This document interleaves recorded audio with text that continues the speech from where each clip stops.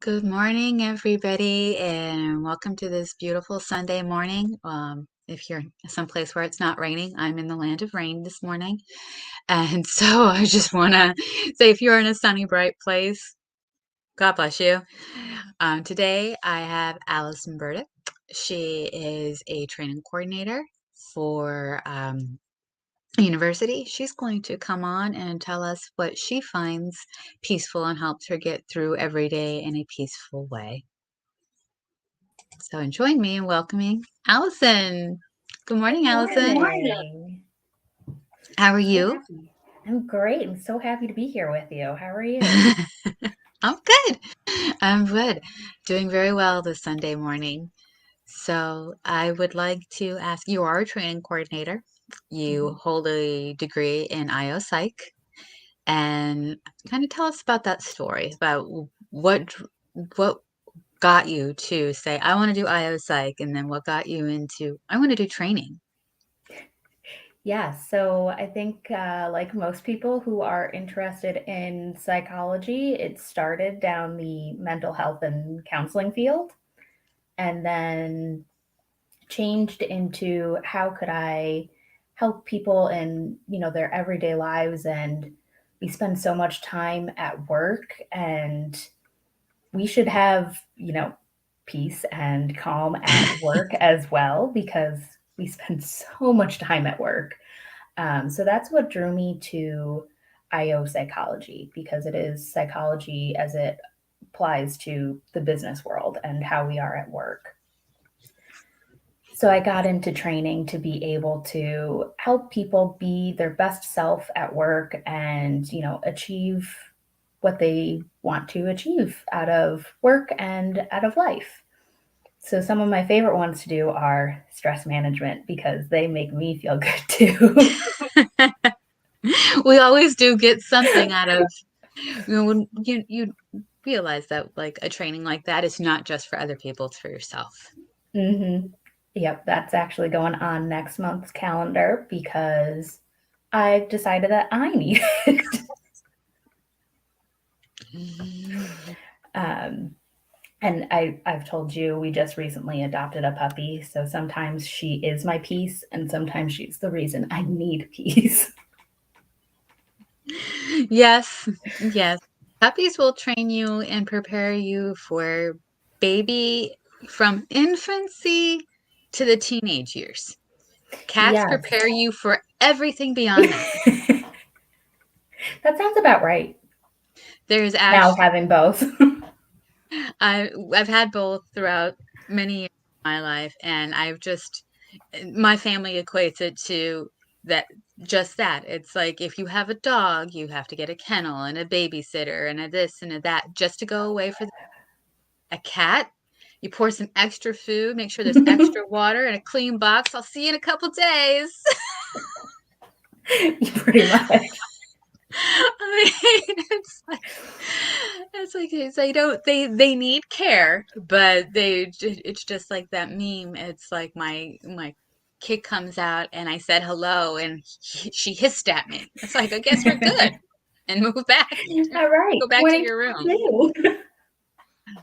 It's like I love you on my terms, whereas a puppy will love you on any terms. Yes.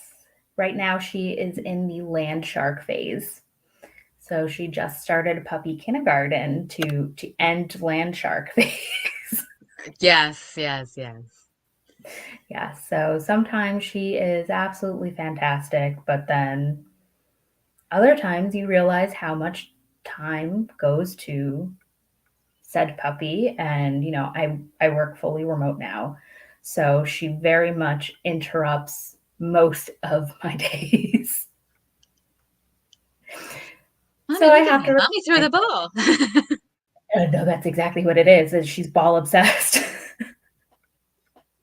So I have to remind myself to take some deep breaths, and I occasionally meditate throughout the day. As soon as she goes in for a nap, I have to take my 5 minutes of deep breaths.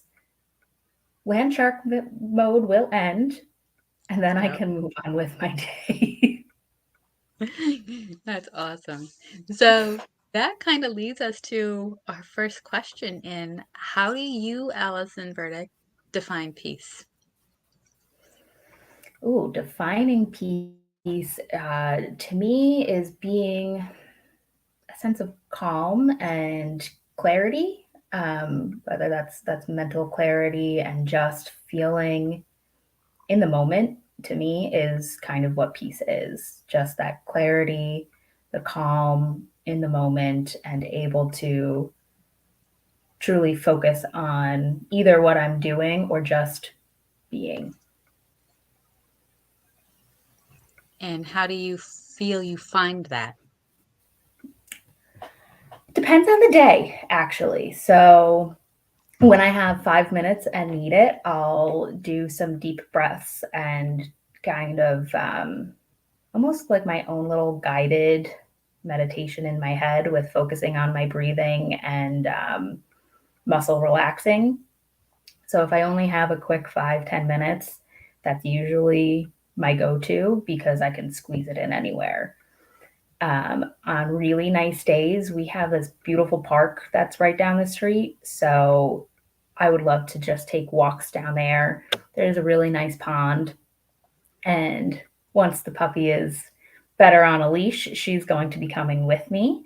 But that's one of my other favorite things is hiking in nature, anything outside when I have more time just to be able to be in nature, take a nice walk, take in all the sounds. I don't usually bring music with me. I like to listen to the birds. Here, there's a nice little like waterfall in the Mm, pond, fountain. That's the word. So there's really nice calming sounds on my walks. So that's one of my go-tos on a nice day. But like you, I am in the land of rain today. so yeah. So that's out. And a lot of people go into nature and it is very Mhm. grounding. It is very calming. And you like to go to the park because it's close by. But I also know that you grew up in almost Canada, in New York. So out there, what was kind of like your favorite go-to nature spot? Ooh, actually, it was by the creek. So it was a short walk from my house. There was Canada Way Creek, um, almost Canada, Canada Way Creek.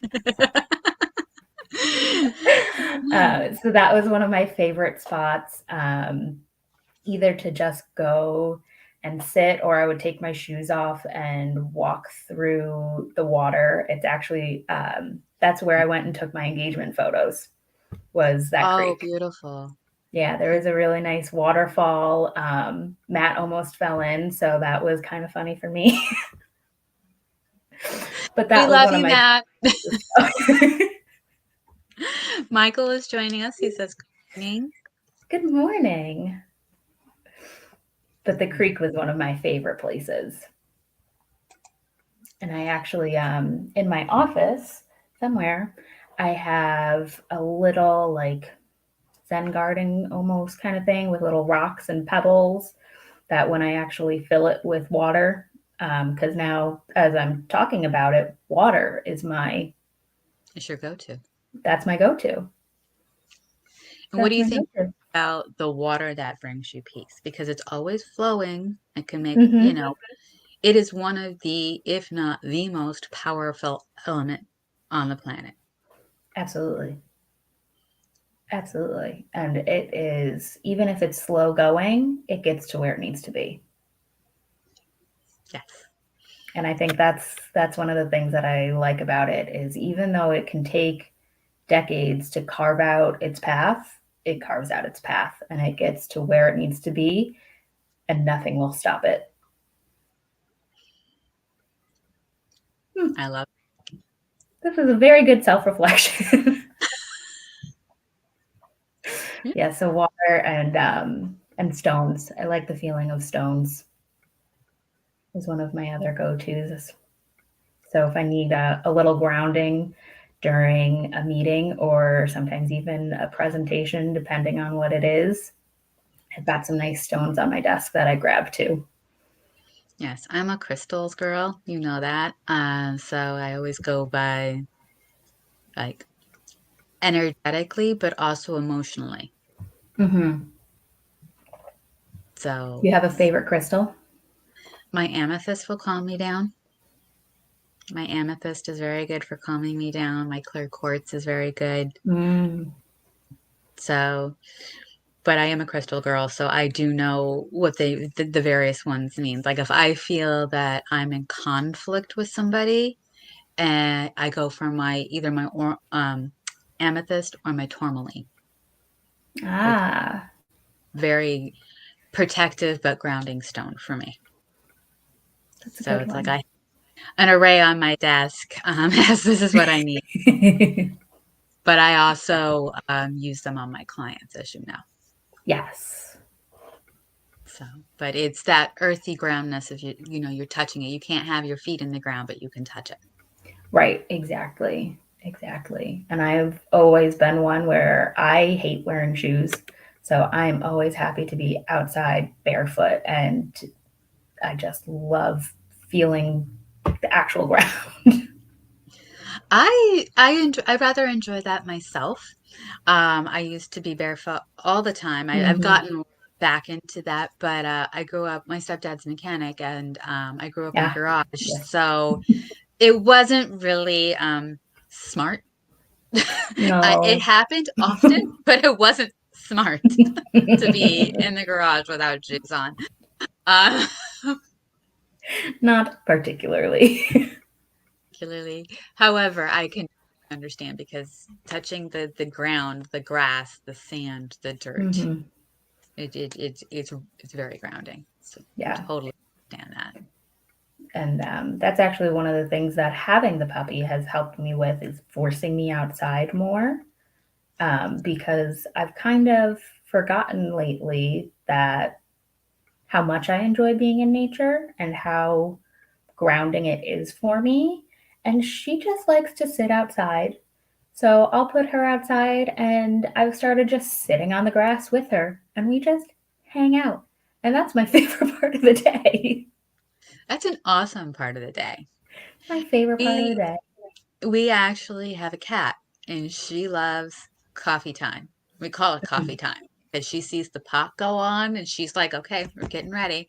She sees the cups come out. And once I have my coffee, because I'm her favorite bed, you know how they have Yeah. their favorite spot on the couch or what have you? No, it's wherever I am because she is my fuzzy dominatrix. She owns me proudly, by the way. So if it's nice out, we'll go have coffee outside, and she loves it because she'll be Mm, by the and she'll just sit there with yes. us and explore it. And it's nice to just be out in the sun. Hmm. Like today would not be an outside coffee time day. No, unfortunately not. But it's been a very nice reminder of what I actually need to do for myself, because we forget sometimes the things that we need to do for ourselves and to actually do it. That's it. It's follow through. Yes. Yes, it's the actual doing it that sometimes we make excuses for and put other things in front of. And it's been nice to have the reminder. So she's kind of brought you peace and kind of regrounded you, even though she's at that land shark phase in life. Yes, yes. But she's reminded me of, the little joys of sitting in the grass, watching the birds, and just being. Because my life has become, work, work, work, this, that, the other thing. We got to go here, we got to travel there. And it's been really nice to be more grounded. Beautiful.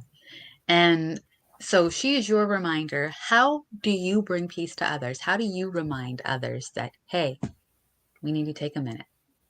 Hmm. So I currently remind Matt, my husband, that we need to walk our furry daughter in the middle of the day. So I force him away from his computer and his annoying coworkers.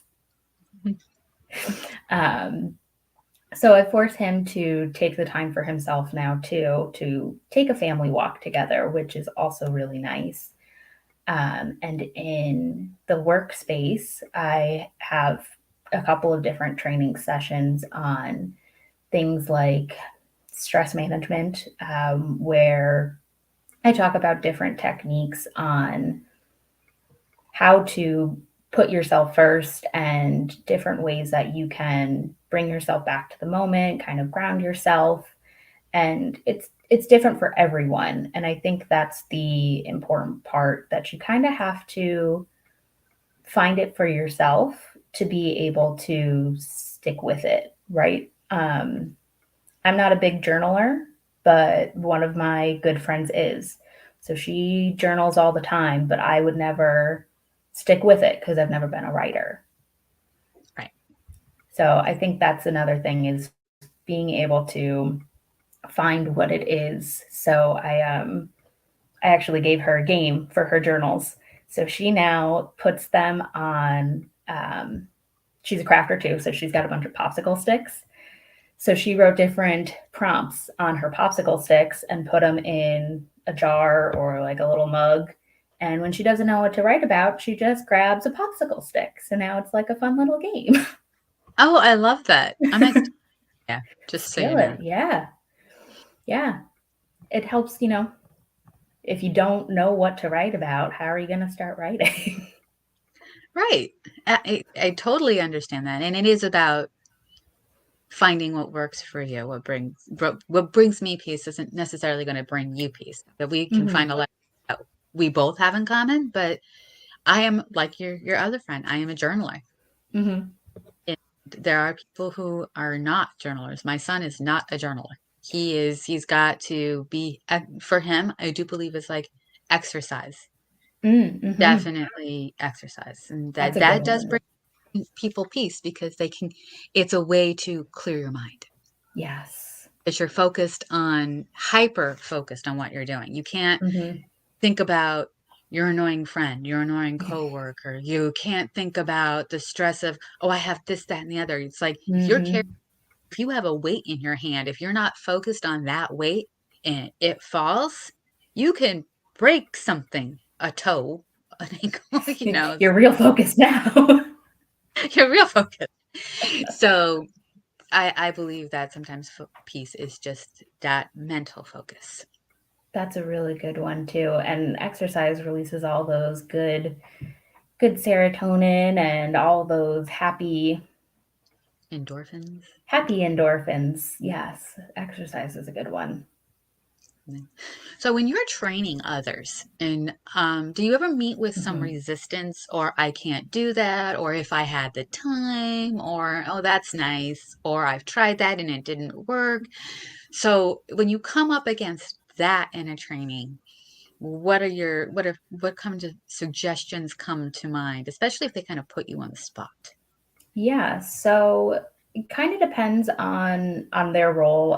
So if they are in person or if they're remote. So I've gotten some pushback from people who commute to work. And they're like, I've got to get up at this time. I have to, get my kids together, and then I've got to drive to work, and then I got to get in, and this, that, the other thing. I'm like, that's great. However, if you are, once you park at work, you just take 5 minutes to take some deep breaths, take some of those nice guided breaths, that it's not always about carving out half an hour. It's those quick 5 minutes when you need them the most that are going to make a really big impact as well. So, those 5 minutes to start your day off in a peaceful or calm manner rather than frazzled and running right into the office is going to make a big impact on your entire day. So I think that's one of my biggest pieces of pushback that I get, is I just don't have the time. And then depending on who it is, I will try to ask, well, what are you putting in front of it? Yes. Right? So what's taking priority over yourself? And is there a way that you can find 5-10 minutes just for something, even if it's having coffee outside, coffee in the sun with your cat for your 15 minutes, whatever it may be, to just get that in to start your day off. Or if it's at night, right? Sometimes our mornings are hectic. I don't want to discount anyone's hectic mornings. It happens, I know. But it could also be really useful at night just to clear your head, to sleep better, do yoga for 10 minutes. Whatever helps you to find those 10 minutes to put yourself first and kind of self-reflect on what you're putting in front of yourself and how that might even be impacting everyone else around you. Because one of my other favorite things that I put in all of my stress management trainings is, if you don't make time for your wellness, you'll be forced to make time for your illness. And I know that's one of your sayings too. Absolutely. It is on a lot of presentations myself. Mm-hmm. And That's one of my as somebody favorites. who had to, I mean, you know my story. It's been a long, strange, been through a lot. And so it is butting up against those, what are you putting in front of it? What excuses? What is like, this, that, and the other. It's like, start with 5 minutes. Yeah. Start with 5 minutes. And I've even been helping my son, and he's at that age where mom knows nothing, he knows everything, and I have to rely on other people to give him my advice. It's like, somebody say something brilliant. Put it on the internet, it'll be true. It'll be true. But he is also starting to take and calm down, and he's learned that, okay, I don't like getting up at 5:30, but I have to because it makes sure that I am ready. Just getting up that little bit of extra time, because he is not a morning kid. Just we have learned that early on, since kindergarten, maybe beyond, maybe before then.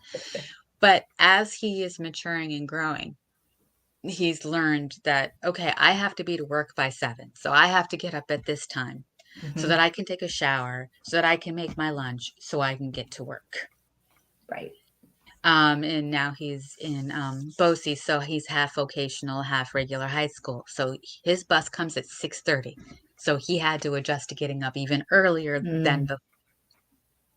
But those little shifts actually give him peace, because it's like, okay, I've showered, I'm ready, do I have everything? So he's not rushed. Right. That step back, like you were saying, is like, right now he's not meditating. I don't expect many 16-year-olds to meditate. I can encourage, but that being said, just taking the time to be ready and not stressed, there's a change in him. There's a change in him. Yeah. And he's also learning to calm down using some of the techniques you and I suggest, in like his very first lacrosse game as a co-captain last year. His stomach hurt. He was blaming it on everything. And I go, I think it's not nerves. It's this, that, and the other. And he gets in the car after the game. They won. They didn't win the game, but the game was done. You know what I mean? And he gets in the car and he wants fast food. Now, mind you, fast food was the reason his stomach was hurting. Well, naturally, yes. And so I tell him, I go, I'm not getting you fast food. You said your stomach hurt. He goes, it feels better now. And I'm looking at him, I'm going, no. And looked at him, I go, can we chalk it up? It was probably nerves. It was probably nerves. Can I have this now? Can I have fast food now? But he's also recognizing, and it's like, he's probably going to be like, if he ever watches this, like, you really talked about me. Now he's like, when he started BOCES and his stomach was hurting, he's like, my stomach's hurting. Oh, I hate these nerves. He's beginning to recognize. And that's such a big part of it too. It's just the recognition. Yeah. And having, a name for some of the butterflies in your stomach, or the,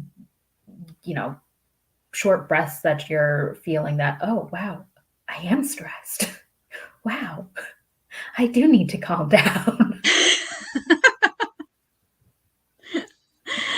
And it's that definitely recognizing, because others can recognize it in us faster than we do. Absolutely. So when someone's coming to you saying, okay, you need to relax, as a type A person, the hardest thing to just take in is you need to calm down. And then I get more What? stressed. And I understand you kind of have this similar situation. I am calm. Yes, that's exactly the response I would give. I'm getting much better. When someone comes to you and tells you, hey, I think you need to calm down, or Allison, you need to take a breath, or what's wrong, do you recognize it, or do you have to, do you recognize it at the time, or after you take a step back and say, oh, I'm sorry, honey? Yeah, I have to take a step back. Um, because even sometimes in the moment, I can't articulate what actually is wrong. So I have to take the step back and calm down to be able to figure out what it even was that was causing the problem. So I always have to take a step back. I can't recognize it in myself in the moment. Maybe Yeah, one and I day. think, well, I think that's really true for most of us. Hmm. And it's Yeah, like, why are you because so a lot of times, angry? like, yeah, someone asks you, like, what's wrong? And if it wasn't something like an actual event that just happened that I could clearly pinpoint, and it's more something that's going on internal, and someone says, what's wrong? I never have an answer. Yeah. I'm like, well, I don't know. I'm just frustrated. And then I take the step back, and it can take, sometimes longer than others. And then go back and say, sorry, I was frustrated. This is what was feeling. I think this is what was going on. I'm feeling much better now. Yes. And I know I know for me at times it's really hard to recognize. So do you, and once you do, when you go and you apologize, and sometimes it's like, okay, it, like you, it takes a while, but once you recognize, doesn't make perfect, not so much make perfect sense, but it doesn't make sense. Like, oh, okay, yeah, I get it. It does usually make sense after the fact. Yeah. Yeah. And sometimes it's harder to realize. So last week, I was actually having a really rough week just in general. I was really stressed. A lot of things were just too much, if that makes sense. Like even little things that normally I enjoy, it was just too much. And then I looked at the calendar and realized that it was the first anniversary of my grandfather passing. So I think that attributed to a lot of it emotionally, that I was just feeling overwhelmed and didn't even realize it because I wasn't actively thinking about it until I realized the calendar date, if that Yeah, makes sense. it makes perfect sense to me. Yeah, so it's just those little things. So I love to ask what's in your toolbox. So Mm. yeah, you have, that was actually kind of the perfect example, Mhm. is when you say Matt or your mom or a coworker, you're getting ready for an event, or they're getting ready for a meeting, and you can see the stress and everything bubbling up, and it's like they're not acting out, they're like frazzled for this, and it's not really they're complaining about things that have nothing to do with the situation per se, Right. but you know it's the situation. Mhm. What do you have in your toolbox? What do you pull out? It's like, okay, babe, we've got 5 minutes. So I know you mentioned breath work. I know you've got, Mhm. minor meditation. What else can you pull out? Is there anything else that you can say? okay, we need to sit down, or why don't we do this, or walk me through it? Walk me through it is actually one of my favorite ones, because it's step by step and it forces that self reflection. And self reflection, I mean, it's difficult. It's not always something that you go, oh, let me self reflect. Right. Exactly. Let me think about this real quick.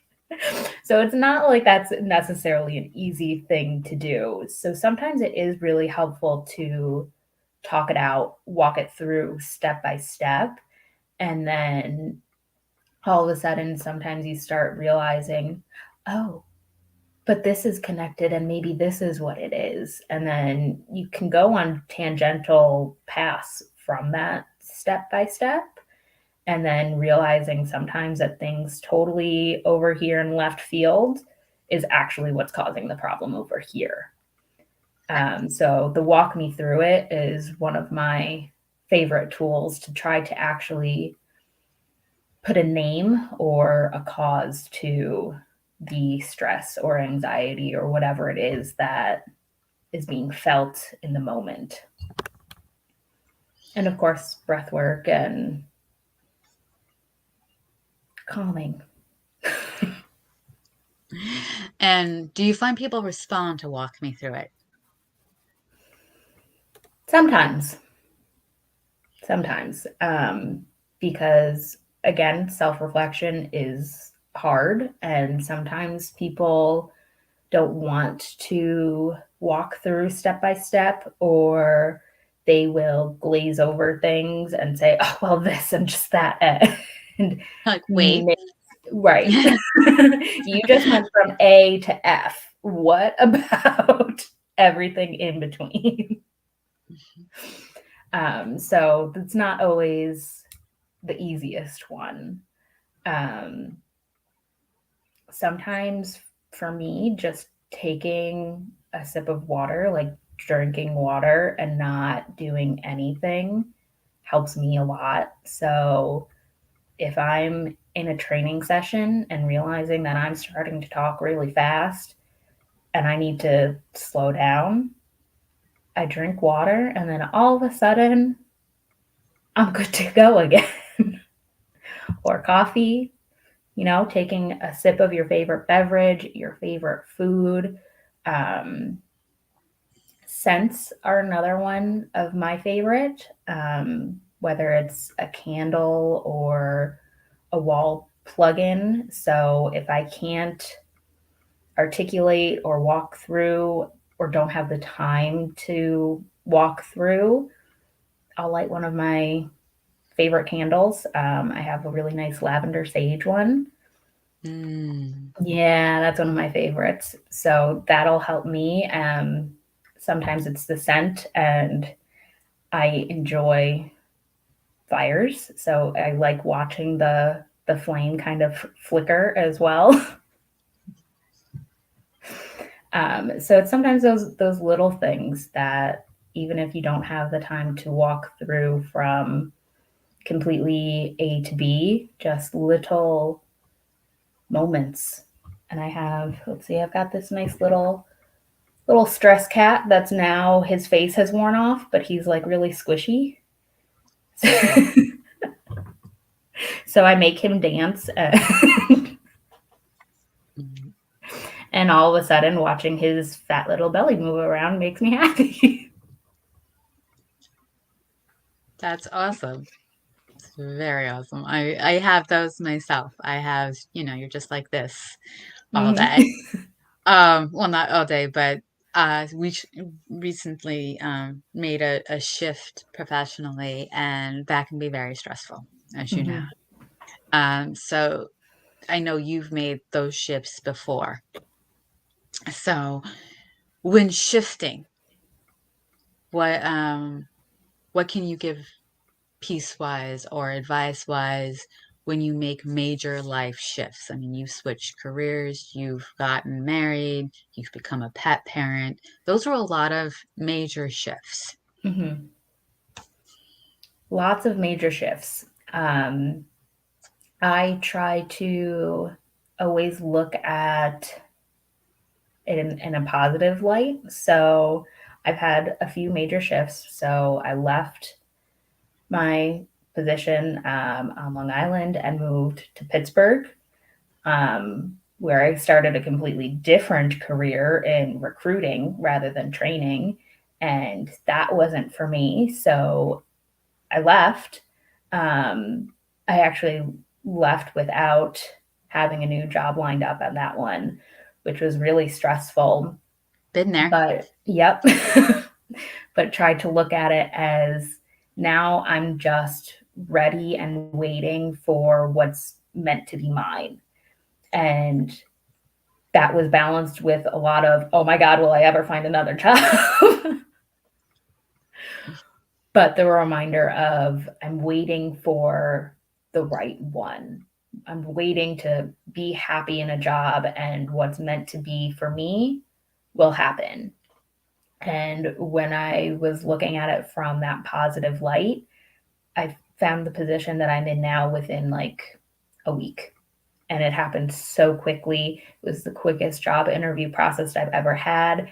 And this is the happiest I've ever been in a job. So that being patient and understanding that it is coming your way. And even though you're shifting in a positive way, and you're hopefully growing into a beautiful butterfly. So the positive outlook and trying to flip things in that positive way was how I dealt with it.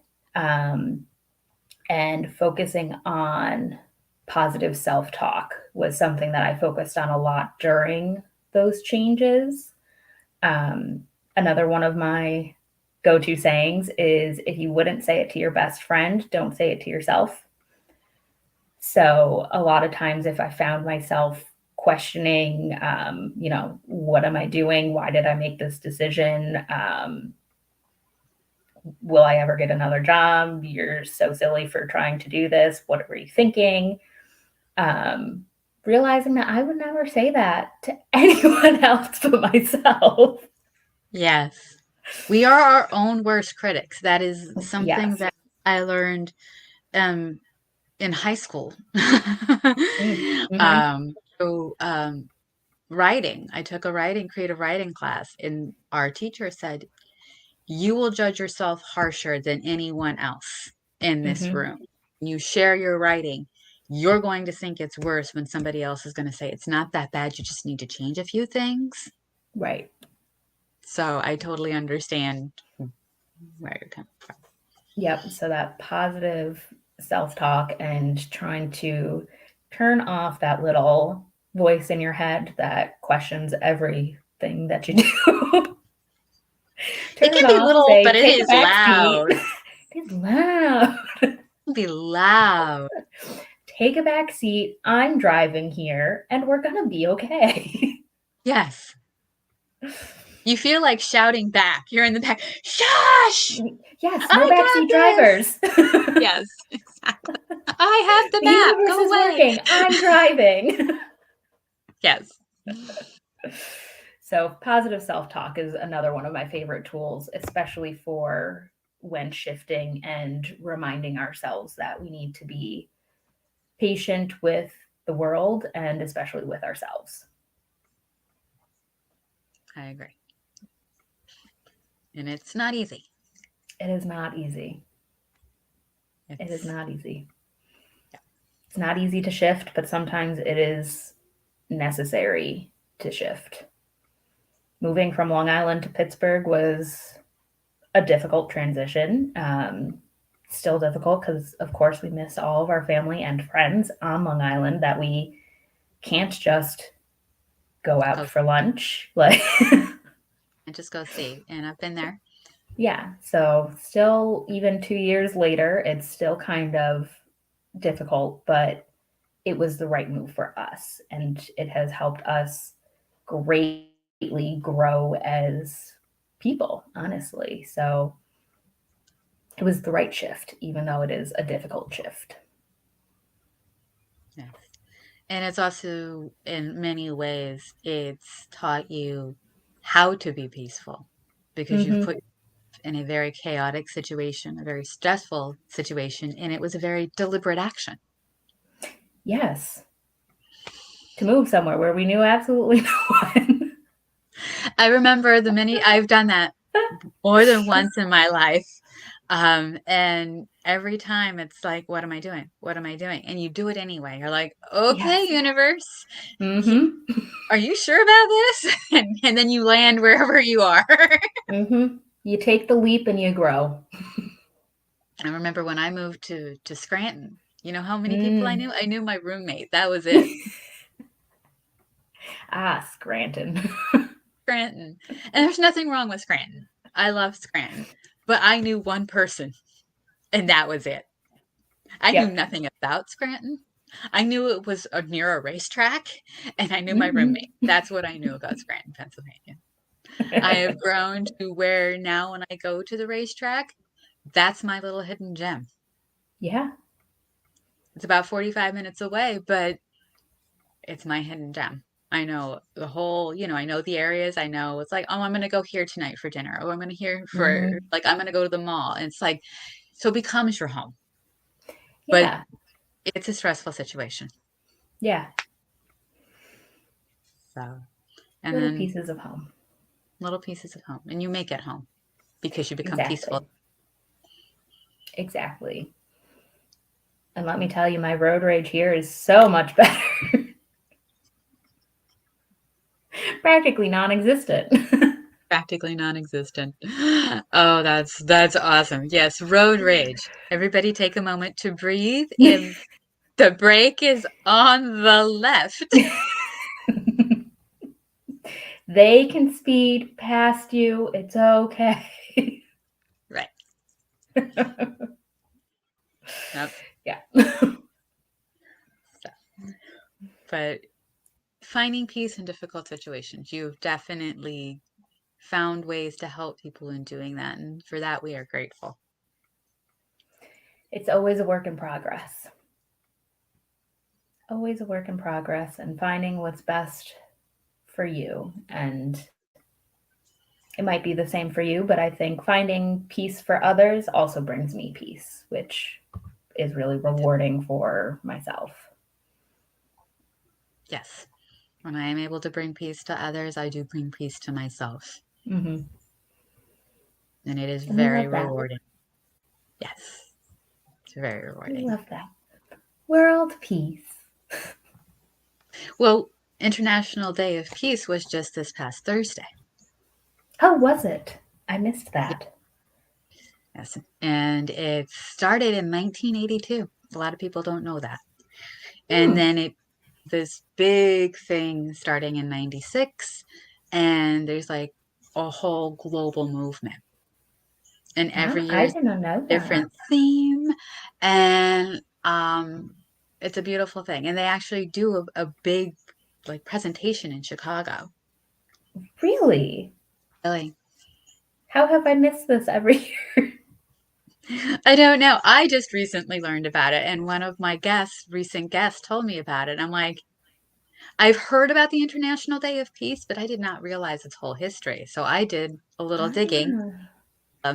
rabbit hole shovel, and fell down it gladly. And it's amazing. It's amazing. Wow.